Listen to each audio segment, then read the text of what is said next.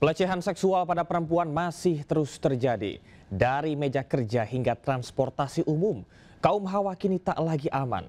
Yang terbaru menimpa karyawan Transjakarta diduga dilecehkan oleh dua atasan mereka.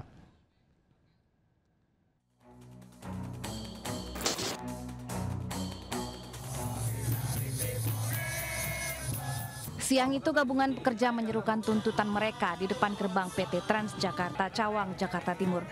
Mereka meminta agar perusahaan segera menindak tegas dua atasan yang diduga telah melecehkan 3 rekan kerja perempuan mereka. Ratusan pengunjuk rasa merasa hukuman yang diberikan pada kedua terduga pelaku tidak adil, yaitu hanya sebatas surat peringatan kedua. Mendengar keresahan para pekerja di bawah naungannya, Gubernur Jakarta Pramono Anung berjanji akan segera menindaklanjuti kasus tersebut. Memang ada pelecehan dan orangnya tahu, saya akan minta untuk ditindak setegas-tegasnya. Karena bagaimanapun sekarang ini Transjakarta itu citranya sudah baik. Pelecehan dan kekerasan seksual pada perempuan seperti sayatan luka yang terus-menerus ditoreh dan melukai kaum hawa. Angka laporan kasus pelecehan perempuan merangkak naik, bahkan menyentuh angka 445.000 lebih laporan per tahun. Pelecehan tak kenal ruang dan waktu, bahkan di tempat yang seharusnya paling aman seperti perkantoran justru menjadi ranah terbanyak terjadinya pelecehan seksual. Disusul transportasi umum hingga media sosial.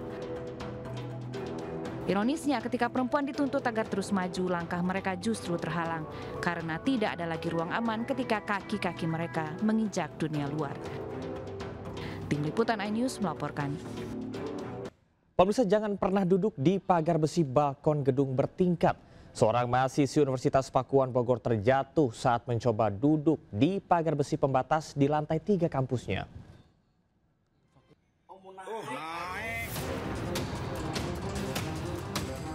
Inilah detik-detik seorang mahasiswi terekam kamera pengawas jatuh dari lantai 3 gedung Fakultas Ekonomi Universitas Pakuan Bogor, Jawa Barat, Rabu siang.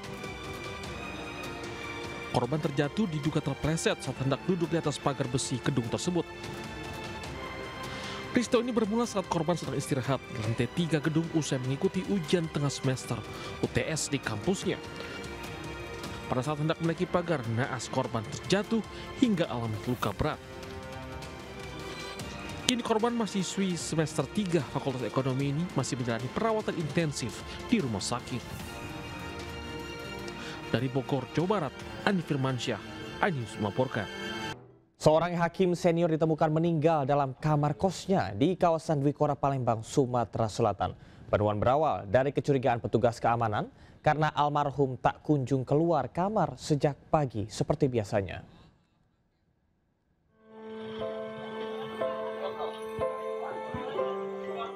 Suasana haru mengiringi kedatangan jenazah hakim senior yang juga dikenal sebagai juru bicara Lembaga Pengadilan Negeri Palembang kelas 1A khusus Raden Zainal Arif. Almarhum ditemukan meninggal dalam kamar kosnya di kawasan Dwi Kora, Palembang pada Rabu pagi. Sebelumnya petugas keamanan curiga karena almarhum tidak kunjung keluar kamar sejak pagi. Ketika diperiksa dengan membuka pintu kamar, ditemukan almarhum sudah meninggal dunia dalam posisi terbaring. Usai upacara penghormatan terakhir, jenazah dipulangkan ke Bandung, Jawa Barat untuk dimakamkan di pemakaman keluarga. Itu sore kemarin masih sempat bersanda gurau dengan kami.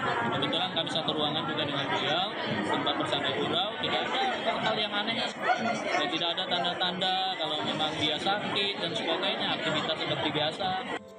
Sementara itu selama ini almarhum dikenal aktif membina apel pagi dan sore dan kerap memberikan pesan moral serta motivasi bagi para pegawai untuk selalu menjaga integritas, pelayanan publik serta semangat pengabdian. Dari Palembang, Sumatera Selatan, Guntur, iNews melaporkan. Kita beralih ke informasi lain. Pemirsa, peredaran narkoba berbentuk cairan rokok elektrik makin mengkhawatirkan karena sulit dilacak. Polres Bandara Soekarno-Hatta kembali membekuk kawanan pengedar cartridge vape mengandung zat etomidate jaringan internasional. Hasilnya 8.500 cartridge diamankan dari sejumlah lokasi.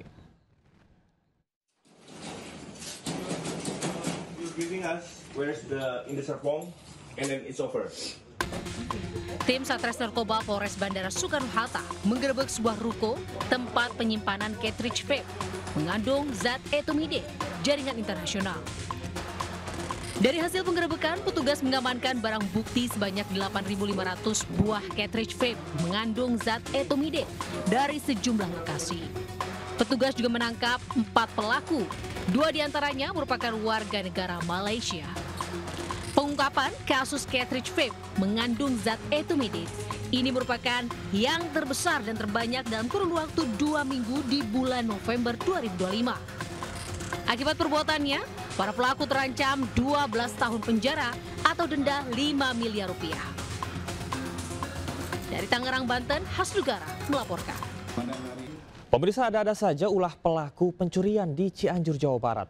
Pencuri panik usai aksi terbongkar dan diteriaki warga hingga lari ke atap rumah. Bahkan saat ditangkap, pelaku sempat berpura-pura sebagai ODGJ.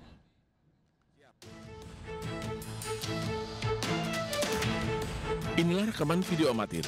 Seorang pencuri melarikan diri ke atap rumah warga di Jalan Raya Pramuka, Karangtengah, Cianjur, Jawa Barat yang viral di media sosial. Pelaku ketakutan saat aksi kejahatannya diperkoki oleh seorang pengemudi ojek online. Warga berusaha membujuk pelaku untuk turun, namun pelaku tetap bertahan di atap rumah warga dan berpura-pura menjadi ODGJ. Akhirnya pelaku mau turun dan langsung diamankan polisi ke Polsek Karangtengah. Modus pelaku berpura-pura meminta tumbangan dan akan memberikan imbalan Rp20.000 kepada SS 16 tahun, korban yang merupakan pelajar SMP. Namun saat di tempat sepi, pelaku berusaha merampas motor korban.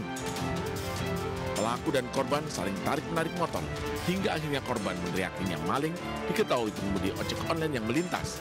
Pelaku kabur melarikan diri ke atas rumah warga. Saat ini, pelaku dan barang bukti diamankan polisi dan dijerat pasal pencurian dengan kekerasan terancam 9 tahun penjara. Dari Cianjur, Jawa Barat, Muhammad Andi Ihsan, iNews melaporkan. Selebgram wanita menjadi penadah motor curian kawanan curanmor di Sleman, Yogyakarta. Sementara di Palembang, Sumatera Selatan, residivis curanmor babak belur usai terpergok membobol motor warga.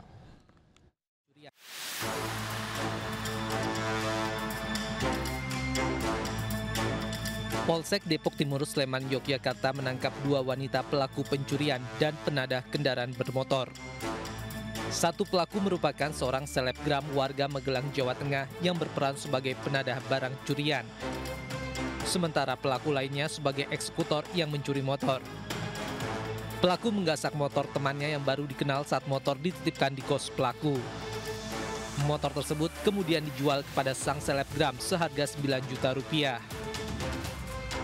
Pelaku pencurian motor terancam hukuman 5 tahun penjara, sedangkan penadah terancam hukuman 4 tahun penjara.